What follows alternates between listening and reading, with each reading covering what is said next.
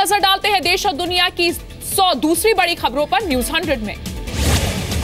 कुलभूषण जाधव पर international court में पाकिस्तान का जवाब। पाकिस्तान ने भारत के दावे को गलत बताया, अर्जी खारिज करने की मांग की। कुलभूषण मामले में इंटरनेशनल कोर्ट से पाकिस्तान को झटका। आईसीजे ने पाकिस्तान का वीडियो देखने से इनकार किया, फर्जी वीडियो को बनाना चाहता है सबूत।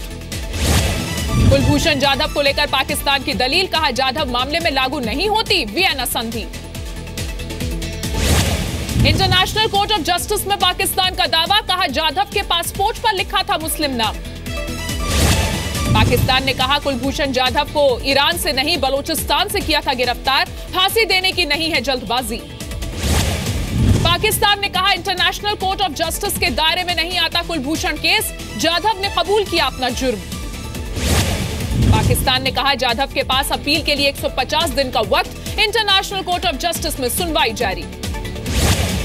इंटरनेशनल कोर्ट में भारत की मांग, कुलभूषण की फांसी पर तुरंत लगे रोक, कहा पाकिस्तान ने उड़ाई ह्यूमन राइट्स की धज्जियां। हरीश साल्वे ने रखा भारत का पक्ष, कहा 16 बार लगाई गई काउंसलर मदद की गुहार, माता पिता मिलना चाहते थे, नहीं दिया वीजा। भारत ने इंटरनेशनल कोर्ट के सामने जताया डर, हरीश साल्वे ने कहा कुलभूषण को फांसी पर न चढ़ा दिया गया हो। गृह राज्य मंत्री हंसराज अहीर ने कहा पाकिस्तान नहीं होगा कामयाब, हम जाधव की जान बचा कर रहेंगे। कुलभूषण जाधव के लिए देश भर में दुआएं, कानपुर में किया गया हवन।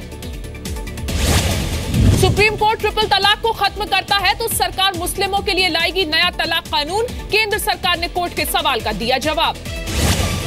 सुप्रीम कोर्ट में ट्रिपल तलाक पर आज सुनवाई पूरी, अटॉर्नी जनरल ने की हलाला और बहुविवाह पर भी सुनवाई की अपील। अटॉर्नी जनरल की अपील पर सुप्रीम कोर्ट ने कहा भविष्य में बहुविवाह और हलाला पर सुनवाई के लिए दरवाजे खुले हैं। अटॉर्नी जनरल ने कोर्ट में रखा सरकार का पक्ष, कहा ट्रिपल तलाक पर बांग्लादेश पाकिस्तान जैसे देशों से भी पिछड़ा है भारत। नर्मदा सेवा यात्रा के समापन समारोह में बोले पीएम मोदी, नदियों का संरक्षण पुण्य का काम, 2022 तक देश के लिए कुछ बड़ा करने का संकल्प लें। पीएम मोदी ने नर्मदा और गुजरात का नाता बताया, राजस्थान, गुजरात और महाराष्ट्र की जनता की तरफ से मध्य प्रदेश का आभार जताया। शिवराज सिंह चौहान ने पीएम मोदी को राष्ट्र ऋषि और भारत के लिए वरदान बताया, कहा पीएम कोई काम करते हैं तो दुनिया देखती है। अमरकंटक पहुंचे सीएम शिवराज सिंह चौहान और उनकी पत्नी, दोनों ने की मां नर्मदा की पूजा। मोदी सरकार के 3 साल पूरे होने पर बीजेपी का मेगा प्लान, 26 मई से देश भर के 500 जिलों में शुरू होगा सम्मेलन, केंद्रीय मंत्री या सांसद रहेंगे मौजूद। बिहार के मुख्यमंत्री नीतीश कुमार का पीएम पद की रेस से किनारा, कहा मैं 2019 में पीएम पद का दावेदार नहीं, खुद को काबिल नहीं मानता। लालू यादव पर लगे आरोपों पर मुख्यमंत्री नीतीश कुमार की सफाई, कहा आरोपों की हो रही है जांच। बीजेपी में शामिल होने को लेकर कांग्रेस नेता शंकर सिंह वाघेला का इनकार, अमित शाह से मुलाकात के बाद लगाई जा रही थी अटकलें। मानेसर जमीन घोटाला मामले में हरियाणा के पूर्व मुख्यमंत्री भूपेंद्र सिंह हुड्डा से सीबीआई ने की पूछताछ, 400 एकड़ जमीन गलत तरीके से बिल्डर्स को दी गई। दिल्ली के राम मनोहर लोहिया अस्पताल से डिस्चार्ज हुए कपिल मिश्रा, अनशन किया खत्म, कहा कल सुबह सीबीआई और सीबीडीटी के दफ्तर जाएंगे। कपिल मिश्रा ने आज फिर दी अरविंद केजरीवाल को चुनौती, कहा जेल जाने से केजरीवाल को भगवान भी नहीं बचा सकते। देश के रेलवे स्टेशन की चाक चौबंद होगी सुरक्षा, निर्भया फंड से 900 से ज्यादा स्टेशन पर लगाए जाएंगे सीसीटीवी कैमरे, निर्भया फंड से खर्च होंगे 500 करोड़। तय वक्त से 3 दिन पहले अंडमान पहुंचा मानसून, मौसम विभाग के मुताबिक अंडमान निकोबार में खूब होगी बारिश। यूपी की योगी आदित्यनाथ सरकार का पहला विधानसभा सत्र, राज्यपाल के अभिभाषण के बाद विपक्ष का हंगामा। समाजवादी पार्टी के विधायकों ने राज्यपाल की ओर फेंके कागज के गोले, सुरक्षा कर्मियों को काफी मुश्किल से स्थिति को काबू में लाना पड़ा। यूपी विधानसभा अध्यक्ष हृदय नारायण दीक्षित की अपील का नहीं हुआ असर, सदन की कार्रवाई शुरू होते ही विपक्ष ने शुरू की नारेबाजी। विपक्ष ने लगाया उत्तर प्रदेश में कानून व्यवस्था बदहाल होने का आरोप, बीजेपी के विधायकों और सांसदों के व्यवहार से नाराजगी। यूपी विधानसभा में हंगामे पर बोले मंत्री सिद्धार्थनाथ सिंह, अखिलेश यादव ने जानबूझकर अपने विधायकों को नहीं रोका। यूपी के मंत्री श्रीकांत शर्मा की अखिलेश यादव को नसीहत, कहा हार के तनाव को काबू में रखें। लखनऊ में कर्मचारियों का विरोध प्रदर्शन, हजरतगंज में अपनी मांगों को लेकर धरना दिया। समाजवादी पार्टी के नेता आजम खान पर भड़की केंद्रीय मंत्री साध्वी निरंजना ज्योति, कहा जांच की वजह से बोल रहे हैं ऊटपटांग। इलाहाबाद हाईकोर्ट की लखनऊ बेंच का यूपी सरकार से सवाल, पेट्रोल पंप में चिप लगाने वालों पर क्या हुई कार्रवाई, कितने लोगों को किया गया गिरफ्तार। यूपी के फतेहपुर में महिलाओं ने विधायक विक्रम सिंह को दिया ज्ञापन, कहा योगी से अपील करें, ट्रिपल तलाक से दिलाए मुक्ति। यूपी के संभल में आईपीएल क्रिकेट मैच के सट्टेबाज अरेस्ट हुए, 1.25 लाख की नकदी बरामद हुई। यूपी के बलरामपुर में जेल से छूटकर आए दबंगों का एक शादी में हंगामा, बदमाशों ने बारातियों को पीटा, पुलिस ने मौजूदगी में शादी करवाई। यूपी के बदायूं में रेप के 2 मामले दर्ज, एक मामले में आरोपी गिरफ्तार तो दूसरे में हुआ फरार। यूपी के इटावा में बाइक की टक्कर में इंजीनियरिंग कॉलेज की एक छात्रा की मौत, एक गंभीर रूप से घायल। यूपी के देवरिया में हत्यारों ने दिखाई हैवानियत, मजदूर पति पत्नी की गला काटकर हत्या की। यूपी के मुरादाबाद में पत्नी ने पति को पीट कर मार डाला, मर्डर के बाद किया सरेंडर, मारपीट से परेशान थी महिला। यूपी के बागपत में बेखौफ हुए बदमाश, फल कारोबारी से लूटपाट, विरोध करने पर बदमाशों ने की पिटाई। गाजियाबाद की केमिकल फैक्ट्री में ब्लास्ट के बाद आग, एयरफोर्स की मदद से बुझाई गई आग, किसी के हताहत होने की खबर नहीं। यूपी के हाथरस जिले में वन विभाग की टीम पर ग्रामीणों का हमला, जमीन पर कब्जा लेने पहुंचे थे वन विभाग के अफसर। यूपी के मथुरा में दिखी पुलिस की शर्मनाक तस्वीर, जब्त की गई अवैध शराब को निजी इस्तेमाल के लिए बचाया। छत्तीसगढ़ के जगदलपुर में शहीद एसटीएफ जवान शुलभ उपाध्याय को दी गई श्रद्धांजलि, रविवार सुबह नक्सलियों के साथ हुआ था एनकाउंटर। जगदलपुर में मारे गए नक्सली कमांडर पर बोले आईजी पुलिस, 25 जवानों की शहादत के बाद विलास को मार गिराने में मिली कामयाबी। हिजबुल से अलग हुए आतंकी कमांडर जाकिर मूसा ने जारी किया नया ऑडियो, समर्थन के लिए अलकायदा का शुक्रिया अदा किया। जाकिर मूसा ने कहा कश्मीर में सभी आतंकियों को सिर्फ शरीयत या शहादत, कश्मीर बनेगा दारुल इस्लाम। तमिलनाडु के कई शहरों में सरकारी बसों की हड़ताल, बकाया भत्तों की मांग कर रहे हैं कर्मचारी। कर्नाटक के गडग इलाके में नदी में डूबी बस, सभी यात्रियों को सुरक्षित निकाला गया।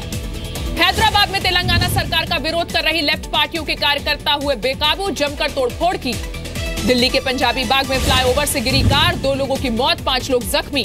दिल्ली के तुगलकाबाद में गैस रिसाव पर सभी पक्षों को 1 हफ्ते में देनी होगी रिपोर्ट। बच्चों की सेहत पर असर को लेकर एम्स की दाखिल होगी रिपोर्ट।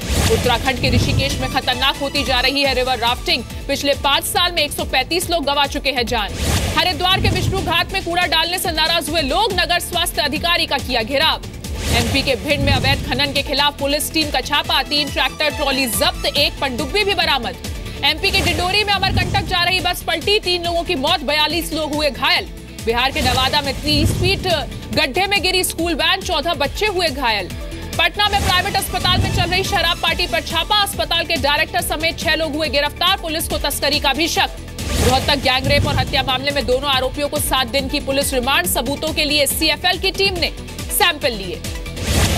रोहतक गैंगरेप पर हरियाणा के सीएम मनोहर लाल का बयान, कहा दोषियों को बख्शा नहीं जाएगा। गुरुग्राम में नॉर्थ ईस्ट की लड़की को अगवा कर चलती कार में गैंगरेप किया गया, वारदात के बाद लड़की को सड़क पर फेंका, आरोपी फरार। दिल्ली में नौकरी से निकाले गए ड्राइवर ने घर की मालकिन पर किया जानलेवा हमला, जिंदगी और मौत से जूझ रही है महिला। इंदौर में सामने आई दिल दहला देने वाली वारदात, एक युवक पर अपने 2 बच्चों और पत्नी की डंडे से पीट कर हत्या करने का आरोप है। बिहार के दरभंगा में एक युवक ने अपने दोस्त को मार डाला, प्रेम प्रसंग के खुलासे के डर से उठाया कदम, आरोपी फरार। एशिया में साइबर अटैक से फिर प्रभावित हुआ व्यापार जगत, आगे भी बड़े हमले होने की आशंका।